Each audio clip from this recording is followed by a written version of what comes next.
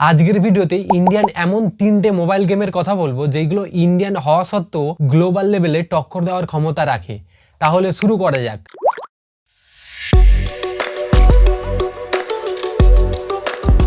এর মধ্যে 1 নম্বরে আছে স্কারফল 2.0। এটা একটা online multiplayer battle royale game. এই গেমে র্যাঙ্ক ও আনর্যাঙ্কের মধ্যে টোটাল ম্যাপ আছে 4টে, যেটা দুটো মোডে ভাগ করা। যার ব্যাটেল রয়্যালের মধ্যে আছে আন্দামান ও মুম্বাই, আর টিডিএম ম্যাচের মধ্যে আছে স্নো পার্ক ও গোয়া। এছাড়াও ট্রেনিং রুম ও কাস্টম রুমের সুবিধা আছে। আর যদি গ্রাফিক্সের কথা বলি তাহলে এক কথায় অসাধারণ।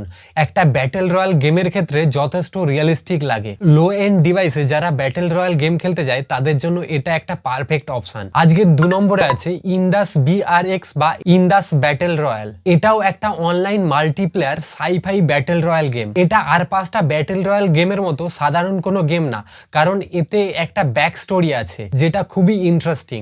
এর ব্যাক স্টোরি থেকে জানা যায় এটা 2500 সালের ফিউচারের একটা টাইম লাইনে এটা অস্তিত্ব রাখে, যার পাস্টে ইন্দাস নামে একটা অ্যাডভান্স সিভিলাইজেশন ছিল যেটা বর্তমানে ধ্বংস হয়ে গেছে, যার দুটো অংশ দুটো ফ্লোটিং আইল্যান্ড হিসেবে রয়ে গেছে, যার মধ্যে একটা বীরলোক যেটা এই গেমের ব্যাটেল রয়্যাল মোড, আর অন্যটা সাপলোক যেটা এই গেমের টিডিএম মোড। আর এই ফ্লোটিং আইল্যান্ডগুলোয় প্রবেশ করার জন্য আছে একটা পোর্টাল, যার মাধ্যমে শুধুমাত্র মিথ ওয়ার্কাররাই প্রবেশ করতে পারে, মানে এই গেমের ক্যারেক্টার। এছাড়া এই গেমের ব্যাটেল রয়্যাল মোডের উদ্দেশ্য শুধুমাত্র শেষ পর্যন্ত সার্ভাইভ করা না, কসমিয়াম নামে একটা স্টোন কালেক্ট করা, যেটা এই মিথ ওয়ার্কারদের পাওয়ার ক্ষমতা অনেক কিছুই বাড়ায়। তবে এই গেমের ব্যাক স্টোরি যতটা চমকপ্রদ, গেম প্লে বা গেমিং এক্সপিরিয়েন্স অতটা না, কারণ এই গেমের গ্রাফিক্স আমার পার্সোনালি অতটা ভালো লাগেনি।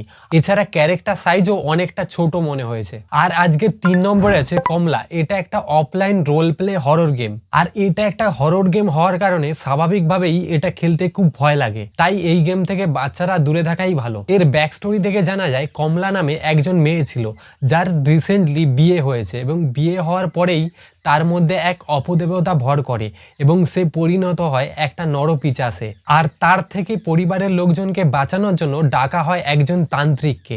আর এই তান্ত্রিক হচ্ছে এই গেমের মেন ক্যারেক্টার, যে এসে বিভিন্ন মিশনের মাধ্যমে 6টা তত্ত্ব সংগ্রহ করবে, যার দ্বারা এই অপদেবতাকে দূর করা যায়।